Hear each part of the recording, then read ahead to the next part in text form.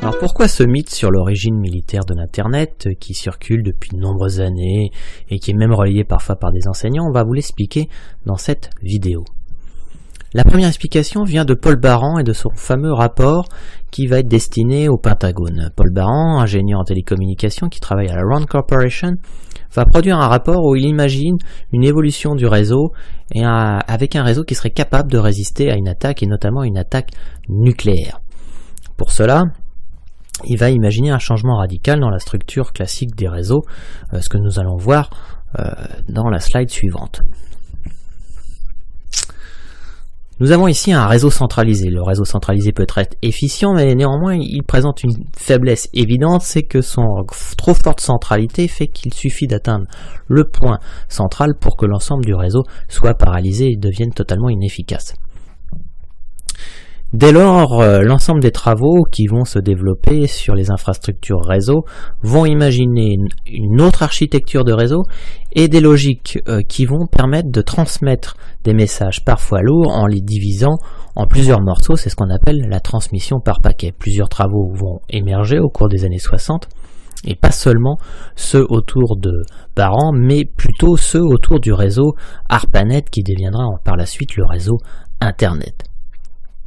Dans ce cadre, on va voir une évolution assez marquée des réseaux et dans les travaux de Paul Baran, il va imaginer un autre réseau que le réseau centralisé qu'on a vu précédemment et un réseau encore plus efficient que le réseau décentralisé ou déconcentré qui n'est pas à l'abri lui aussi d'une certaine paralysie du fait d'une attaque. La meilleure solution, en tout cas la meilleure solution qui est proposée par Paul Baran, c'est celle d'un maillage qui ressemble à une toile d'araignée.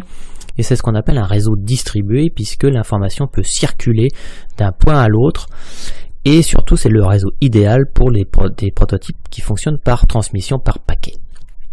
Ces logiques-là, Paul Baran n'est pas les seuls à les faire, d'autres travaux sont menés, notamment ceux de Leonard Kleinrock pour l'IPTO et pour le réseau ARPANET et les travaux de Robert Davis en Grande-Bretagne. L'ensemble de ces travaux émergent au cours des années 60 et finalement les protagonistes vont s'apercevoir qu'ils travaillent tous ensemble mais de façon différenciée sur une idée totalement similaire. Il faudra attendre plusieurs années pour que leurs travaux finalement soient réunis et s'effectuent en commun. C'est dans ce cadre que le rapport Baran va ensuite avoir une influence. Néanmoins, le paradoxe du rapport Baran, c'est que le Pentagone ne va absolument pas donner suite à son projet.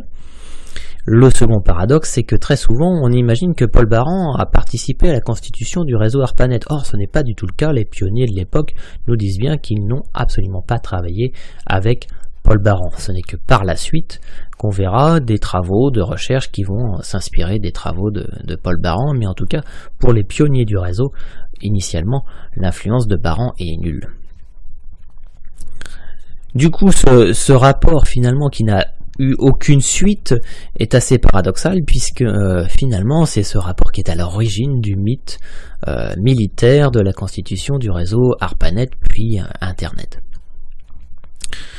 Toutefois, il faut bien reconnaître que ce qui a permis en tout cas le succès de cette idée du réseau militaire, c'est probablement qu'on a imaginé que ce rapport était une des conséquences de la structure même dans laquelle s'est développé le réseau ARPANET.